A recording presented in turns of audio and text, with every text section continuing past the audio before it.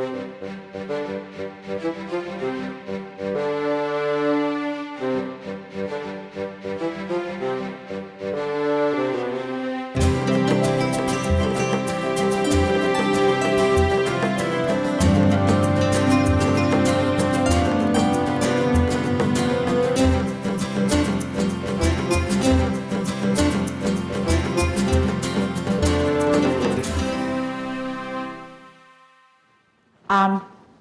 want to welcome everybody this evening. It's our first event of the 2015 season, and I was rather astonished when I was writing stuff up for this year and realized we have been doing this this is our 6th year beginning. Seems like it went really, really fast. It's our 19th event. Well, it's really our 20th, but our 19th recorded event like this. And by some strange quirk of fate, tonight we have Bill Tischler here from Madison, who did our very first presentation in 2010 on the Frogtown Art Colony. So tonight he brought us detailed landscape drawings for the plans for the Bailey's Harbor Yacht Club that used to be on Ridges Road. I know a lot of you remember it and fondly, and if you're more recently here, maybe not. But it was quite the place. And I thank you for that, Bill. Let's see, a few things I need to tell you. Oh, we need to keep track of the number of people who attend our events. And so we'll have the usual 2 clipboards, one on either side of the room. So if you just write your name so we can have a count of our audience. And if you know that we know you, don't feel obligated to write any contact information. And that's probably most of you. Our next event is going to be in July on the 22nd, and that will recount the history of Emmanuel Lutheran Church. Our original plan was to do both the Emmanuel Lutheran and the St. Mary of the Lake Church, and then since we thought having a meeting that went till midnight would probably not be the brightest move. So we're going to try and put the Catholic Church history next year. And we'll also do a history of the Bailey's Harbor Cemetery in August, and that's going to be very interesting. And we always pass the hat at our events because they're always totally free, but there, of course, is a cost associated with keeping our stuff. And now we are starting to put displays in the Toft house, and even getting our DVDs and videography done, it's all kind of costly. So we have our usual elegant hats to pass. Nancy, do you see the hats there near you? Okay, there's a lovely sailor hat. Well, that's not a lovely one. That's a kind of a rough and ready hat. And then we have a lovely 1950s Sunday go-to-meeting hat. And so Nancy will just start there, one on either side of the room, whichever way. At the end of the program, if you possibly can, we would really appreciate it if you can hang up your chairs, because that's getting to be harder and harder every year. Okay, anybody on the board, what did I forget? Nothing? You're wrong. I just remembered. If any of you have an interest in purchasing DVDs of our past events, we have many of them here right on hand. They're $15 each if they don't have to be mailed. And there's there are maybe 4 or 5 order forms if there's something that you'd like that isn't here. You can order one. And Nancy back there has all that. She also has a little selection of her mugs with the Bailey's Harbor Community mural on it, which are really gorgeous. And if you're a big mural fan, like so many are, that's something else that you might be interested in. So now I think I really am done, except that now I'm going to start about Ridges Road. A couple of years ago, the Harbor Ridges Association asked the Historical Society if somebody would do a little history of Ridges Road for them at their spring opening breakfast event. And so I thought, okay, fine, I'll do it. And I thought, I don't know how I'm going to get 20 minutes together on Ridges Road. It's just a whole lot of woods there. There is a lighthouse.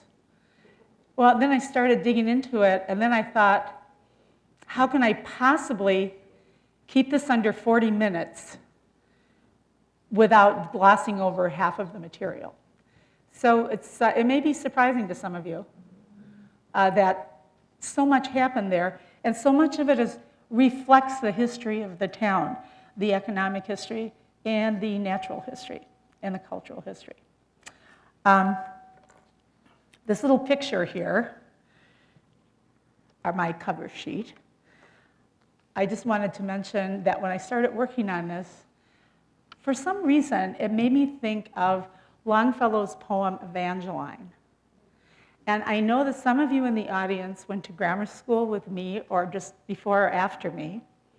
And every single one of us had to learn the first couple lines of about 1 million poems. And Evangeline begins, "This is the forest primeval. The murmuring pines and the hemlocks, bearded with moss and in garments green, indistinct in the twilight, stand like druids of eld, with voices sad and prophetic." We had to learn those because on 8th grade exams, you sometimes had to identify poems and authors by their first few lines. Well, I always thought all that stuff happened. Okay, sorry.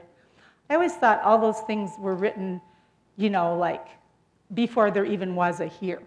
It turns out that poem was written almost the same year that Bailey's Harbor was discovered. And it just made me think of, coming in that ship, kind of landing over there by the old lighthouse where it is. And all they would see were just that primeval forest. Just animals, just the wind whistling through it. And I think the night that they did discover Bailey's Harbor, there was a lot of whistling of wind going on.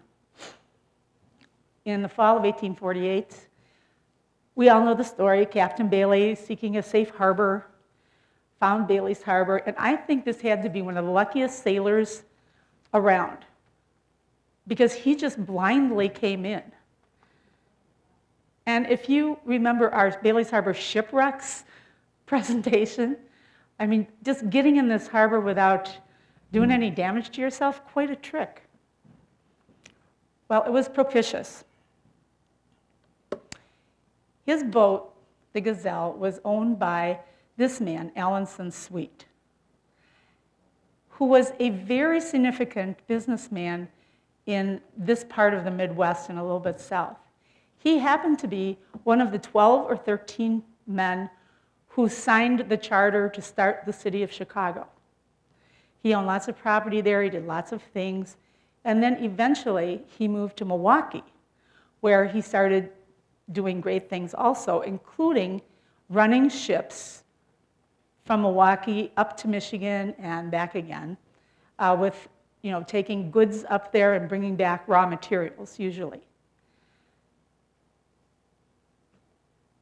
He eventually, when Captain Bailey came back to him and brought samples of wood, stone, and so forth, described the harbor, Sweet was certain that Bailey's Harbor was going to be one of the major ports on the Great Lakes because of its harbor. And so he sent people here to do lumbering. They built, I believe where they built their places was sort of right around here, right around Nelson Shopping Center, that area, because I think that's where they put in a pier and so forth. And he did pretty well. He was the person who set aside Door County as a separate county. He had a lot of political clout, and he built more than one lighthouse. But the lighthouse, of course, that matters to us is the first known as the Old Bailey's Harbor Lighthouse or the Birdcage Lighthouse. And you can't approach it, it's in private hands now. But he had a great thing going there. It was 1850 about when they started, or 51 when they started building it. He got the contract from the US government. He was able to use the stones from his own stone quarries. He used the wood from his woods, and of course he paid himself handsomely for all of that, I'm sure. And the Birdcage Lighthouse went on for a number of years, but it was because of that that we have this terrible amount of shipwrecks in the harbor. The light was simply not positioned in the right way. And so because of that, there were a lot of shipwrecks, and it had to be changed. So the land was kind of just left there, just sitting there, owned by the government. And in the 1920s,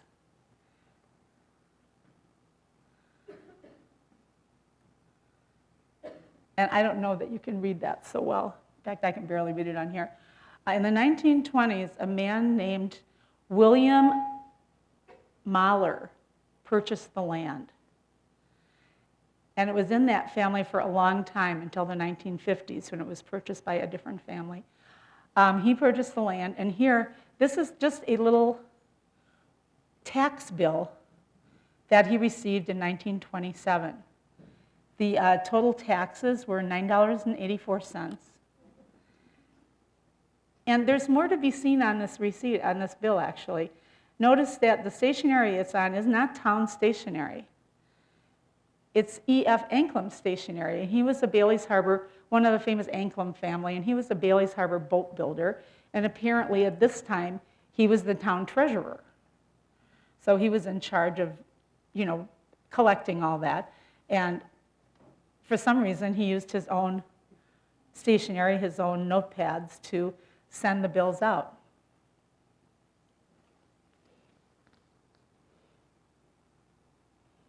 No, not yet. During those earlier years, when that lighthouse was just sort of sitting there, that whole land area was often used as a recreational area for people in town. People would go out and have picnics out there. The whole birdcage structure was riddled with bullet holes because I guess it was fun target practice to go out there and see if you could put out a window. Well, there's never any retribution for it, so, And I know some people who've said that they know that, I won't mention any names here, but that they knew that their husband went out there and did that it was just what somebody did. And I have a picture at home of my mother. Now I would sort of think it was right around the time when it was purchased, but I have a picture of her standing up in the lantern that was taken by her brother. At that time, you could still go up the steps inside. They were kind of wood built out of the field stone, I think. But later on, of course, that all just deteriorated, and you couldn't do that anymore. But it's been a real part of town in a lot of different ways for a long time. Well, it was decided, finally, that since all these ships Bailey's Harbor was getting a terrible reputation for being a place to wreck your ship. And so it was finally decided to change the lighthouse configuration. And for the navigation season of 1870, the range lights opened up. These are also on Ridges Road. And they are, when you drive down Ridges Road, there's the little lighthouse, and you look back through the ridges, you can see the other range light. They're about 1,000 feet apart. And I think the lower one had a red light, the upper one had a white light. And when you're coming in the harbor, when you line those up just so, then you would come in safely. So it was a big improvement. But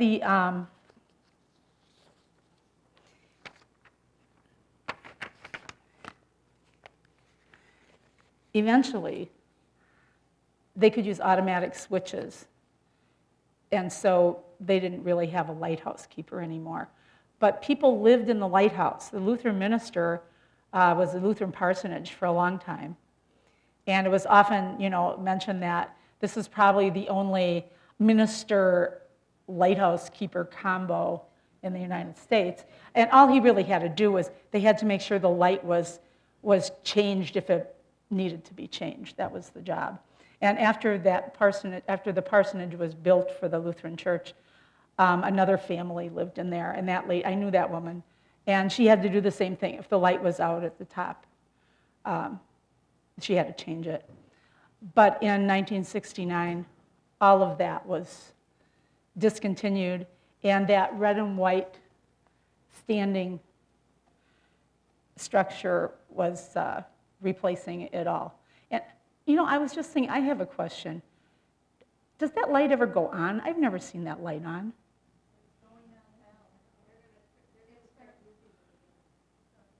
The little one. The Ridges director the other day told us that they're asking that the red and white board take it down, and there is a red light in the lower one. In the lower range? Sorry, Laddie, even I forgot my own rule. The red and white board is supposed to be coming down. There is a red light in the Lower range. lower range light. They are working on restoring the lower, the upper, and it will be working again, and it will be the only one in Range light. Ever. working range light of Anyway. in Lake Michigan. They're in operation now. They are, Yeah. I'm so glad I asked that question. I can't even tell you. That is so interesting. Thank you for that. Now we're going to leave lighthouses alone for a while and move on to Thomas Toft. He came to Wisconsin in 1863, worked as a forester for a while in Minnesota, and he got to Bailey's Harbor in about 1871. And he worked for the Wing and Buckley Quarry, which is off Ridges Road. It's sort of where the Toft natural area is now. And he worked for them. I think he had a very responsible job, like a foreman type job. And eventually, this quarry went bankrupt. And their solution to what to do with their workers was to just leave town. And so he sued that company for wages and remuneration and so forth. And eventually, and that little thing you can't read there, it describes the sheriff's sale of that land. And as far as I can determine, and if I would read my Tufts Point book maybe a little bit more carefully, his getting that land was the beginning of the land accumulation that eventually wound up to be the Tufts natural area. He was always adamant about not cutting the natural growth trees. In those days, to me, it just sounds amazing, because cutting the trees down was like the only way farmers could establish their farms. They would cut the trees down, bring the trees into town, the lumber into town, and they would trade it at the stores in town, and they would be paid, a certain amount of money, and then they could trade in the store and get things like coffee and clothing or cloth or whatever they would need. So the lumber business here was huge in the beginning, but he had none of that. Eventually, in 1967, after lawsuits to make, for this 40 acres or that 40 acres, after putting together all these little areas, finally the Toft family was able to establish the state natural area that we enjoy today. And of course, we've all heard of Emma Toft, who was a tremendous proponent of that. They had help from the Nature Conservancy, and the whole story of that could be at least a program. So I'm not going to get into little bitty details. Emma was granted life tenancy on that property and made the official custodian. And the people in charge were really glad, because he was just ferocious about it. It was her way or the highway. There was no arguing with Emma if she didn't want you there. If you were doing the wrong thing, if you were picking a flower, she let you know, and she let you know very clearly. So they were hoping that she would continue to act much younger than her 80. She was over 80 when this was going on. It's not like she was, a young spring chicken or anything. And for those of us who knew Emma, we can probably picture it all pretty easily.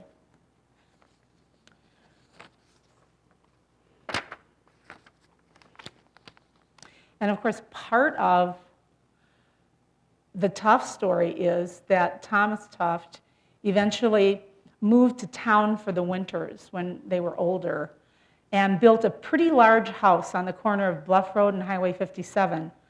It's no longer there. It's a blank, empty lot. And next to it, I think you hit the cable. oh, Oop. thank No, you. I hit it worse.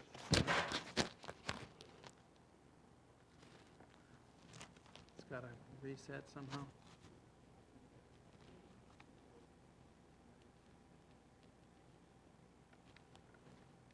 Can you reset it somehow? Just the way it's Oh. doing it? Yeah. I'll try to, oh, this doesn't bolt in. I thought- No, it doesn't bolt in. All right, there you That's go. why. Now you're on. Okay. Okay, sorry about that. I just like to point something out. I don't think I was the one that made the screen go blank. Okay. I'm just saying. I'm just saying. And then later, around the turn of the century, Bill Toft purchased what we call the Toft House now, that we have our displays in and so forth. And that was Emma's winter home during the days when she was living in the warmer weather out at the point.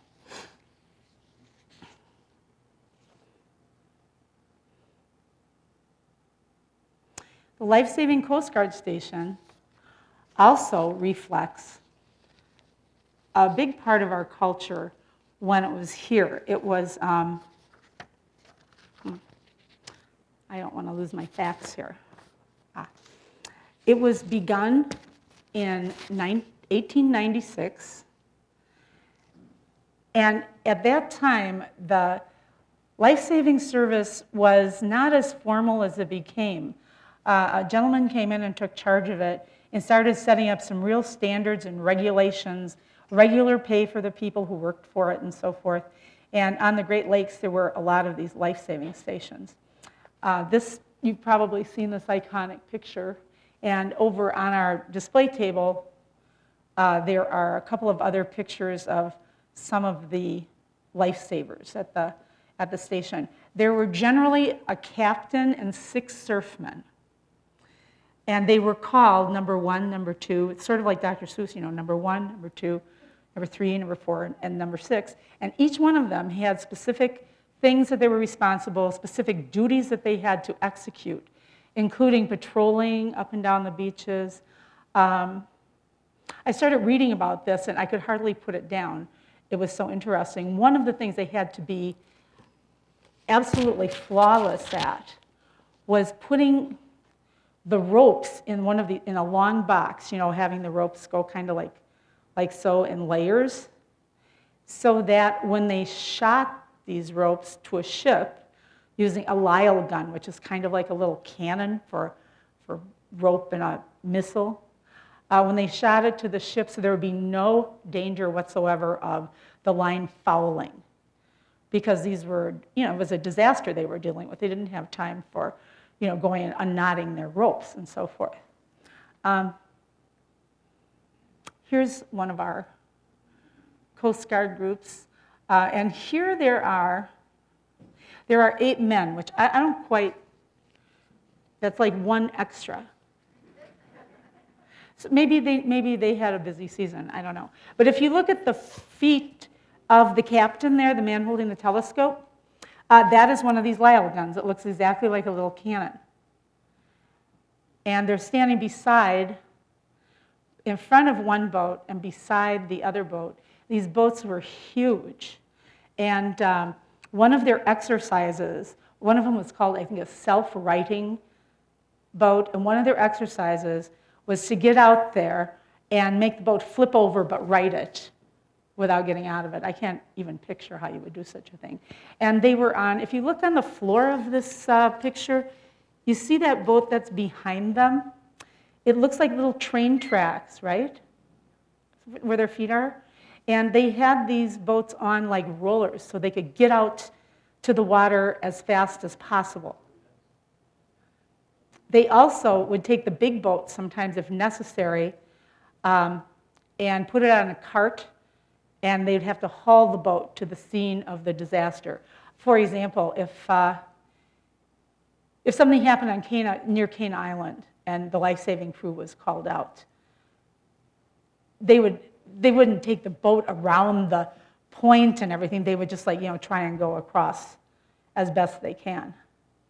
It's said, and in 1915, this all became the U.S. Coast Guard. The life-saving stations were merged with I think it was called the Revenue Cutter Service, and under Woodrow Wilson, it was formed into the U.S. Coast Guard, which was a good thing because now these guys had some benefits that they could depend on. Before, when you were done being a life-saving crewman, you were just done. Nice to know you. Goodbye.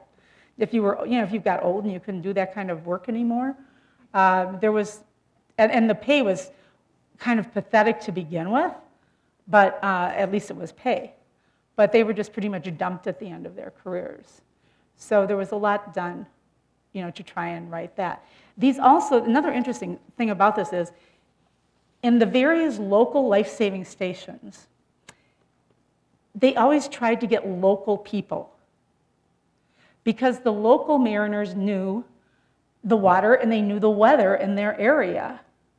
And they probably knew how to handle it, how to sail on it, and so forth.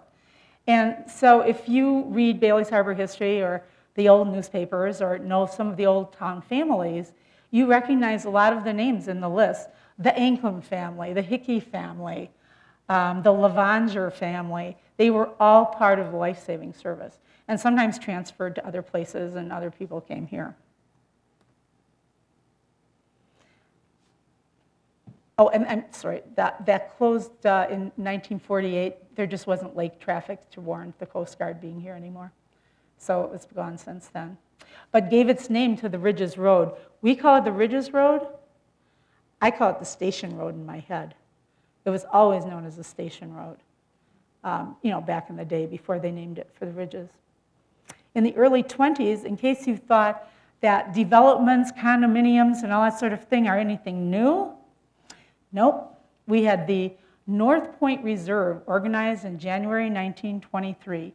Some great businessmen in Sturgeon Bay decided they could make some very good money selling land along Ridges Road and out around the point. And so this is the plat map. And you can see that little tongue that sort of sticks out there on the bottom, that would be where the lighthouse was. The Coast Guard is a big square, kind of toward the left, and all those little hatch marks are lots. They were, I think, 50 by 300 feet.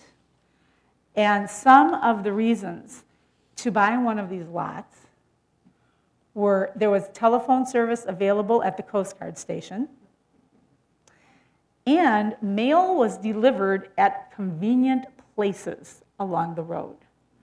So I suppose that probably meant the Coast Guard station. It was, and also they planned to keep a lot of that land undeveloped so that when you lived there, you also had access to this wonderful hunting area.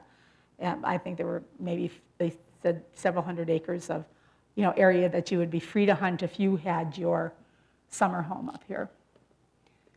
And when you drive along Ridges Road and you go past, like where Hickey Brothers is, you look on the right, and there's like little house after little house. They're nice big lots, all the way down to the end, but I think that's just kind of where it stopped. And it became known as also Lighthouse Point Reserve. And I never could find out, what happened to that. It just kind of disappeared. I looked in the old newspapers and stuff, and there's never anything that I could find. So I don't know if it just kind of dissolved and went away or what. So Little Bailey's Harbor has always been a place that I guess people wanted to come and often have for a summer home. The tourist industry is nothing new. Fisheries happened over on Ridges Road ever since. John Anklam had a fishery over there very early on in the late 1800s. But one of the best known and biggest fisheries was the Cliff Winiger fisheries. He took some of that land that used to be the Coast Guard land, used some even of the buildings, And he set up a fishery. He was a guy who came from Algoma. And these are just a couple of pictures of the men pulling in pound nets, and on the right-hand side, the crew breaking for lunch outside of Bailey's Harbor. And Cliff never wanted to stop doing what he did. And it was a huge fishery. And I do remember my mother owned a little restaurant in town. And this would have been in the very early 50s. And I remember her driving over there to get the trout, because you had to have fresh trout to serve the people. And of course, now we can't go to Cliff Winniger's, but we can still go to a fishery over there. These are some postcard pictures I found of his dock. And what strikes me about it, and I'm wondering if the Hickey boys would know, but you see those little train track things there? I wonder if those are remaining from the Coast Guard station. Oh wait, don't talk till you get the mic. Well, just tell me. Just tell me. Just. Cliff put those in there, and he had a big Okay. Testing. You can do it, Jumbo. I remember when I was a kid when Cliff fished out of there, and Okay. they had a huge box with wheels on that he would take up to his shed back and forth from the pier. He'd load it with boxes of fish and nets and whatnot. Do you have any? Cliff did put those in, He put because the them. Coast Guard dock was further over to the north, to the right of that picture. Okay. That was all part of Cliff's operation that he put in. Well, thanks for clearing that up, because it did make me kind of wonder.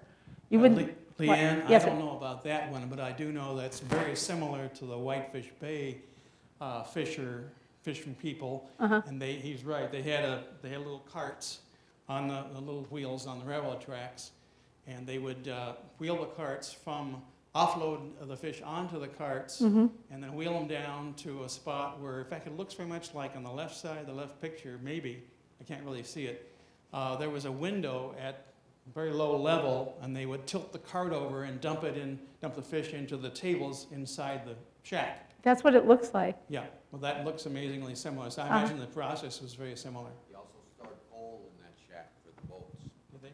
for the gillnet boats. Okay.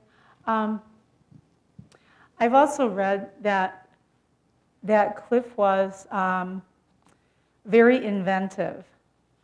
And I've read where he would take like car bodies that you really couldn't use for cars anymore, and like cut the back off and make a carrying device where you could throw fish in, and instead of having a hand carry them, that you could then, run them to the place that you needed to take them to in his fishery. I think he also made crates and made barrels for fish. He had a place to do that too there. But he reminded me a lot of Charlie Croas, the farmer that we talked about in one of our programs for the Fourth Generation Farm, where if he was always inventing things to make the farming easier. And I think that Cliff was that kind of guy where he was, if he saw something that could make the work a little bit less arduous, he was right there to do it. Wait. Another interesting fact, this is where the Door County fish boils started, right out here. Oh. Cliff Winniger had a large crew, probably 25, 30 people, and at the end of the fishing season, he would have a party for all his men. He'd buy some potatoes, they cut up some fish, and I suppose they bought some beer, and they'd have a party. But that's where the original fish boils started, right out there. No the Door kidding. County fish boils. That is an interesting fact, Jumbo, thanks. Where was this dock? Was it by Anclam Road? It's right where the break wall is now. Oh, okay, thank you. Just a little bit this side of Anclam Road, I think. And then time passed, and you might have to help me out here too. Eventually, Cliff passed away, but I think before he passed away, the Hickey brothers started their fishery, which is approximately, isn't it the same basic? Same operation. It's the same operation. A lot bigger. A lot bigger. The Hickeys have, and Winniger's was huge in this part of Lake Michigan. It was, but the Hickey brothers are actually international. They've worked with the Park Service, the National Park Service at Yellowstone, making sure that their ecological soundness in lakes and rivers there.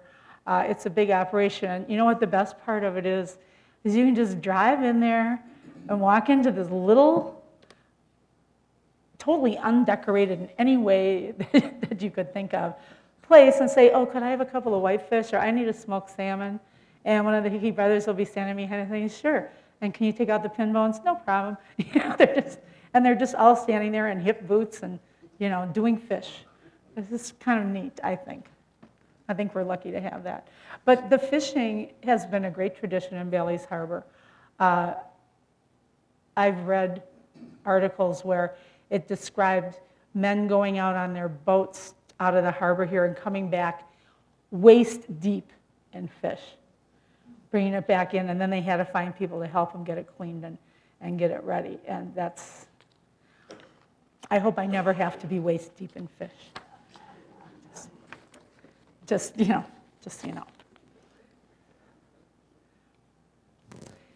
Now, most people, this is a big bathhouse. And most people call the location of that, I think, Ridges County Park, is that what it's called? But it's anyway a county beach now. The bathhouse was built by the county, I believe, in the 30s, when the Department of Commerce deeded the whole range light property and the beach area to the county. And so the county wanted to improve it. And one of the improvements they made was building this bathhouse. Now, I remember, as I would say in the middle 50s, the bathhouse was still there, but it was like a ruin. It had never been kept up. I don't even know how our parents let us go in that thing. I mean, I'm sure today they would be arrested for child neglect, but it was so fun to be able to go change in the bathhouse. So you're climbing over, pieces of wood and pieces of ceiling that have fallen down or whatever. I don't know, it just made it like a little bit better. Before I did that, there was also a concession stand out there. And you could get, like Orange Crush and Coke and a hot dog and different things. I can't really remember that, but I know it was there. And I knew the lady who ran it, so I'm sure she was accurate. At the same time in the 1930s, and I think an interesting thing to note when you're doing Bailey's Harbor history, so many big things in this town happened in the 1930s. It's the height of the Depression. I mean, you'd think everything would be just, slowed down to a snail's pace. But there were people, there were benefactors, and there were people who, tried to pick things up and made some big moves.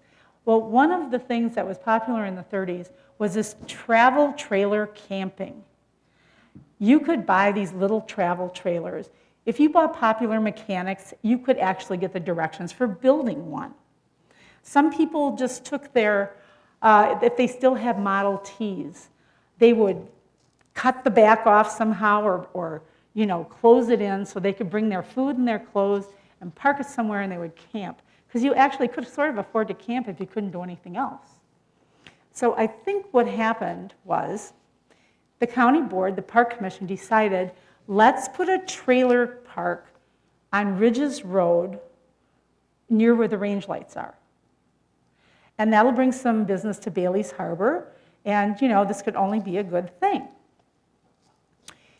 So they started doing that, and I guess the noise it generated, because they were filling in the swales, how the ridges go like that, and to have a trailer park, you gotta have level. So they were filling that in, I guess it was making just a horrific noise, alerted some people all the way in town here who were wondering what is going on.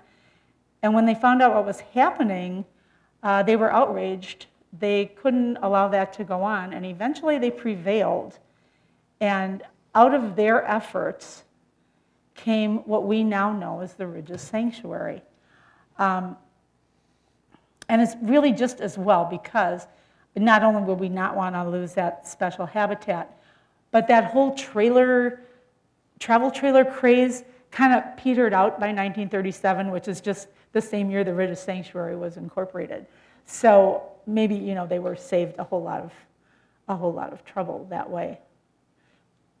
Bill, you looked like you wanted to say something before, did you?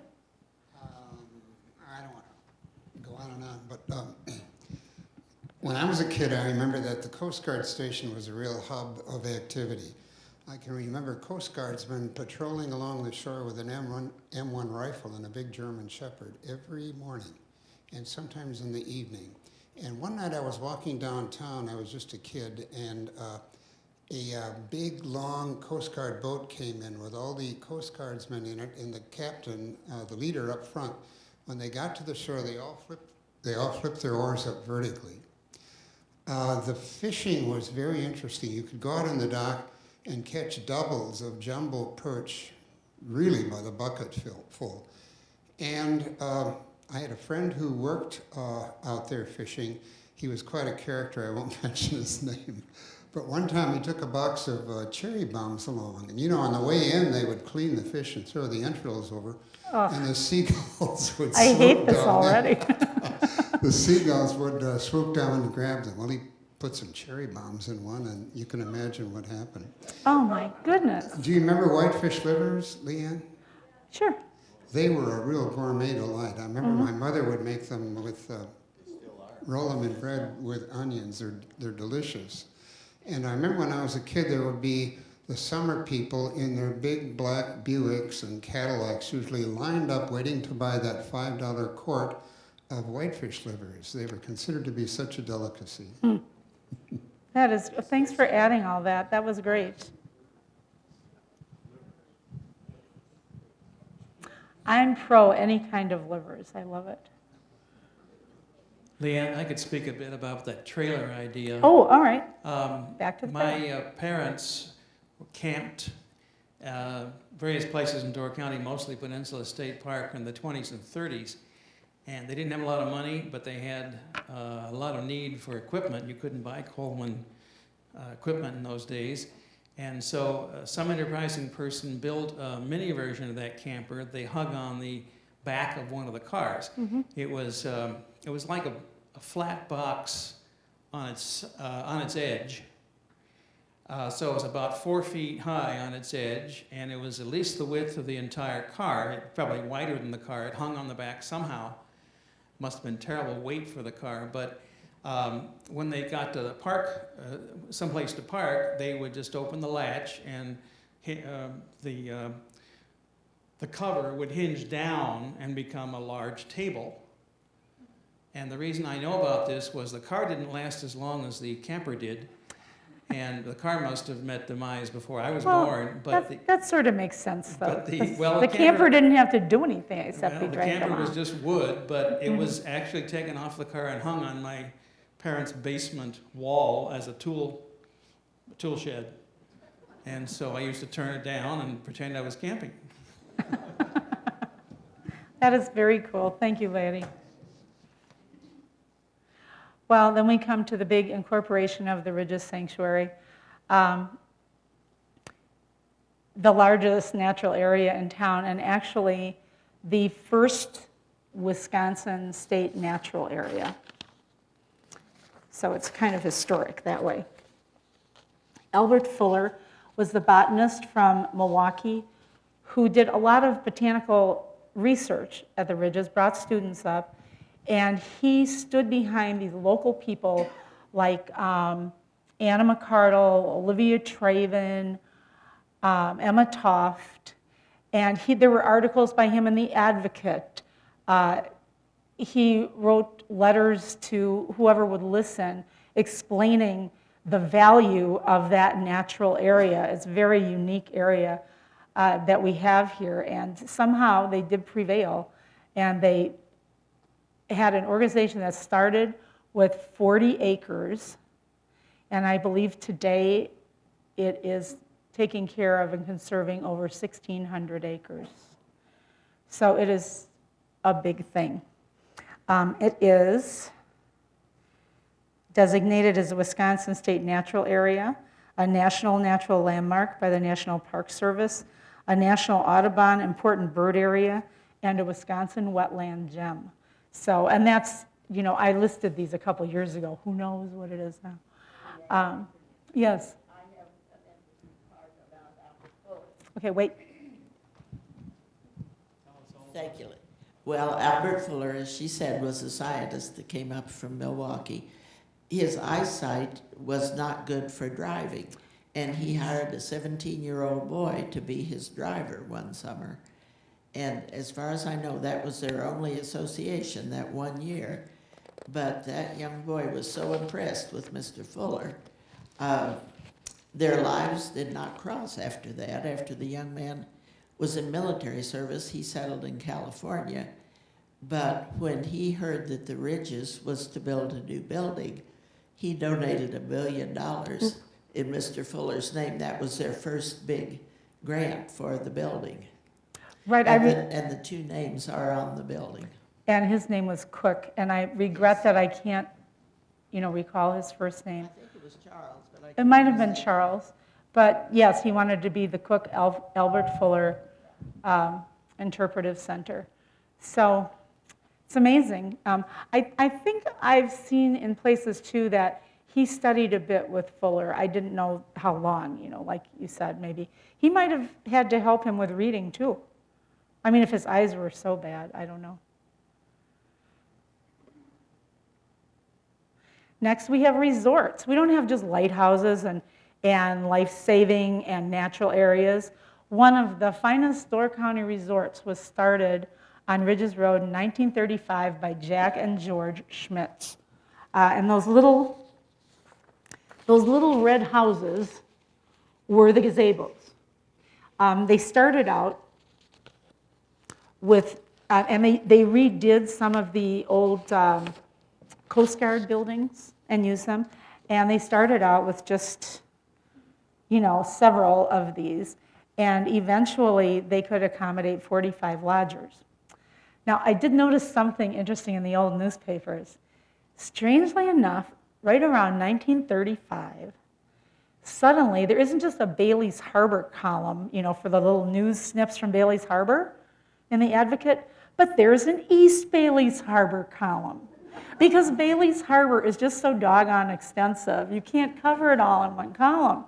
And so in the East Bailey's Harbor column, there was always a little list of so-and-so and so-and-so and so-and-so spent the last week at Schmitz Gazebos. Well, Schmitz Gazebos had 20 people from Milwaukee in last week. Mr., you know, thus and such from Chicago stayed at Schmitz Gazebos. And there would also be mention of, you know, the Andersons, the Martells, the Onderducks, and different families that had homes over there. But I always had the feeling that the whole idea behind the East Bailey's Harbor News was to let everybody know that Schmitz Gazebos was doing really well. And I would imagine people who stayed there probably loved that. Oh my gosh, I'm so important. I'm in the newspaper, you know, just for having a vacation. But I really liked that. Schmitz bought a lot of that Coast Guard land and buildings. And at some point, and I think it was in the 50s, one of their bartenders got an idea, and I just remember this so vividly from as a child. They'd take the scraps, the leftover food from their dining room, and put it out on a patio. They had big glass, you know, doors. Put it out on the patio, and of course it attracted skunks and raccoons and fox and every little animal. They would come, and as you're having your cocktails or dancing your dance, whatever you might be doing there, you could be entertained by watching the little animals, which is probably more novel for people than having a band or music or anything else. So it was a very well-known thing. Jack Schmitz died before George, who died in 1965. And there was Irene Schmidt was a sister, and she was in charge. From what I read, she was pretty much in charge of all the work. You know, she was in charge of seeing that the cottages were clean, that they were kept up, that the menu was good, that the food was fresh, and so forth and so on. And I think George and Jack they were probably in charge of the bar and making sure that people enjoyed themselves, because they were real gregarious, very gregarious men. I worked there one of the last years. Wait. Mike, here's the mic. I worked there one of the last years, and we had about 12 people in the kitchen. I washed dishes, and there were 3 people in the bar, and the bar consistently made more money than the rest of the resort. And I remember a waitress asking me to stay late one night because one of the customers wouldn't go home, and it was Paul Horning. Oh, so I get it. So he stayed late if he wanted to. Yeah, very neat. Oh, and for those of you who don't know, but you probably all do, he was a very famous Green Bay Packer, right? Oh, I have here, this is not the best capture I've ever made of a picture, but it's the Schmitz Gazebo's menu from way back when. And if you can't read it, I'll just mention to you, deep sea scallops, $2.75. Broiled African lobster tail with drawn butter, $3.95. Alaska king crab, $3.25. Frog legs, $3.50. Lobster Newburgh and casserole, $3.50, and so forth and so on. So it's something to dream about, you know, it's a nice thing. Well, after Jack died, the resort was sold, and land was sold to Aribert Wild, who built the Bailey's Harbor Yacht Club, which was like, this is really a great shot, because you can, in the upper left-hand corner, you can see that little spit of land out there. Isn't that where the new condominiums are? Well, not the new ones, the older condominiums are. The first ones, I think, are there. Yeah, and the Yacht Club had an incredible dining room. It attracted 85-foot boats. Ray Kroc, the founder of McDonald's, used to come up all the time. He loved it here. And I'm sure there were other people that I haven't just heard of, but, you know, equally prominent people. I believe he had a helipad. Dining room was notable. The bar was just wonderful. It was kind of sunken, and it was built so that you could watch the sunset through these big plate glass windows every evening. And he often had a piano bar, and they did sing-alongs there all the time. Lois Brand was most notable for doing that playing. And it was just a place where, and also you could dance. And I think anybody who frequented that place will agree, it was just fun. I miss it myself today, even. And you'll notice, if you had a chance, there are 3 huge, meticulously drawn landscape drawings showing the plans for the Yacht Club that Bill Tischler brought. He's a landscape architect, and he made those plans. And he's going to allow us to have them if we would like them. I think we probably would. And at the end, Maureen brought in the news article, or an article showing the Yacht Club on fire in 1993 when we lost it, and discussing a little bit about that, that very sad day. And now if you drive over there, there are, I think you would call them duplexes. I don't know if they're condo duplexes or just what. And there's also a new yacht club and resort, not on the water though, it's more off. And notice, if you can see on this postcard, the Wild mimicked the design of the old life-saving station. He had that little tower there looking just the same.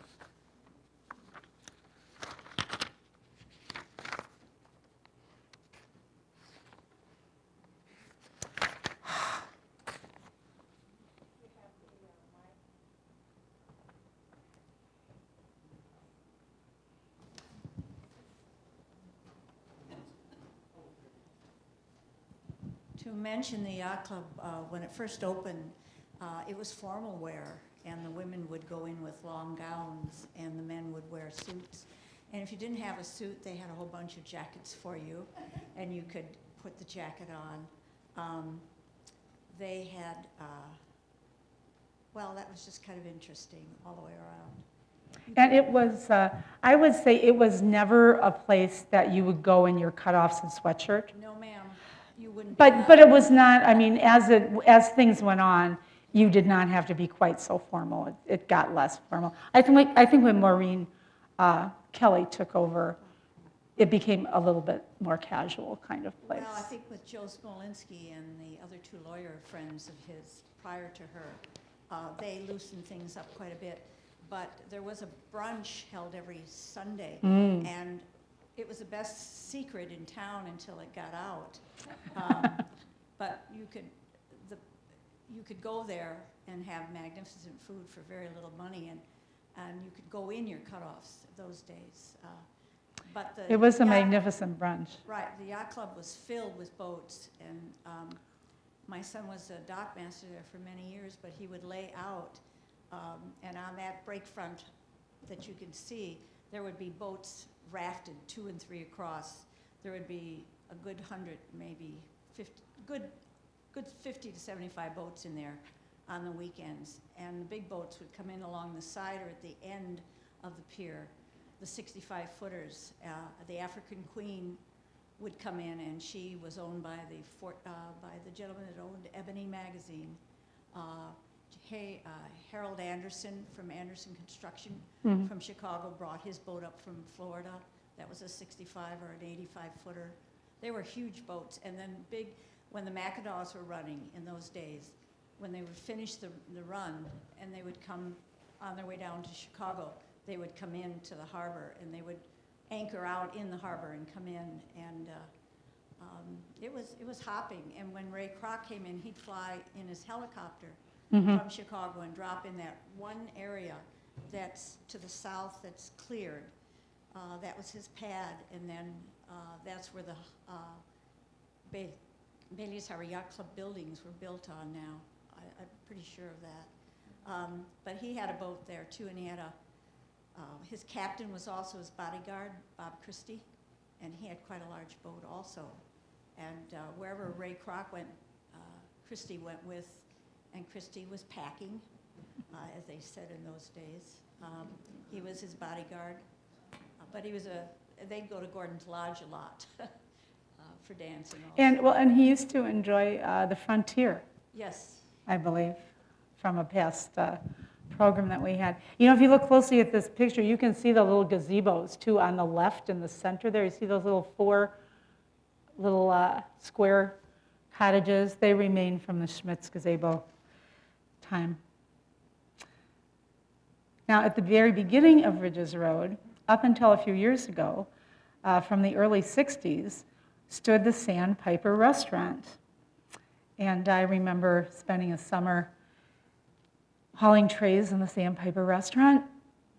It was built by Bob and Jaretta Herbst, and after they sold it, I believe, to the Weisgerbers and then to Don Valenti, always a place to get good food. You know, if you just didn't feel like making something, you could always go to the Sandpiper. It was always reliable. Everybody was always nice, and I still kind of miss that, being there. Across the street was the Sands Motel. And that was Carl Jonas' idea. It was a great motel, a very busy motel, and it was ideal because, you know, if you have a restaurant, you have a motel next door, that can only be a good thing for you. And that is now the, oh man, I can't think of the name of the Harbor Sands condominiums, yes.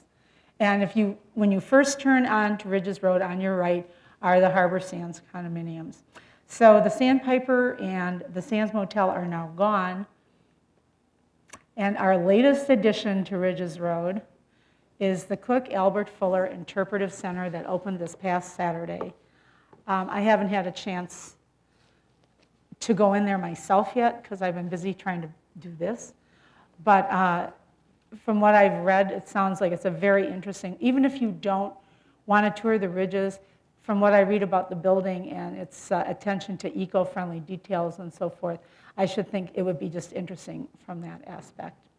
And there ends my story of Ridges Road, and I think I did cover lighthouses, fisheries, resorts, and natural areas.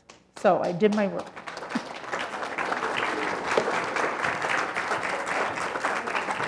Are there any further questions or comments? Thank you so much. You're really nice.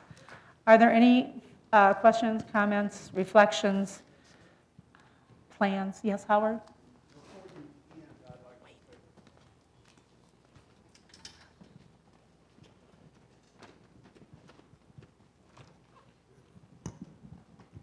I would like to just say that any of you who have not visited the combination Bailey's Harbor Historical Society and Visitor Center need to do that. I've worked for the Visitor Center now for about 4 years. And when I heard of what was going to happen, I really had some feelings that I didn't know whether that was going to work. It worked. Almost 100% of the people who come to the Visitor Center to get information on what to do end up going over and talking about the displays. So make sure you tell people about that, because it's really, and I know that the ladies and people who worked on doing that would really appreciate a little bit of applause for what they've done. There's a number of them that worked on that, and it was fantastic. Come by and take a look, okay? Thank you. I'm sorry.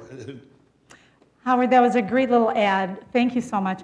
And I would just like to tell you that as a matter of maybe just a week or two, that our current display, which is a Susie Baldry, Susie, a beautiful woman in the back there, her collection of vintage and antique rhinestone and costume jewelry is in our big display case. And I just happened by there this afternoon, and somebody was there and saying, "Oh, I love that strawberry. Oh, those apples, so."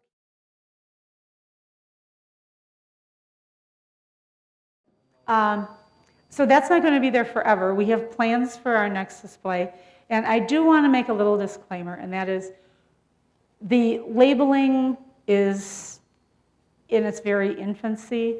We are going to have, more historical, better informative labeling. I started on that today, and so that there will be more learning opportunities there. But it's a beautiful setting. I agree with Howard. It's really a nice setting, and I think you'll enjoy seeing it.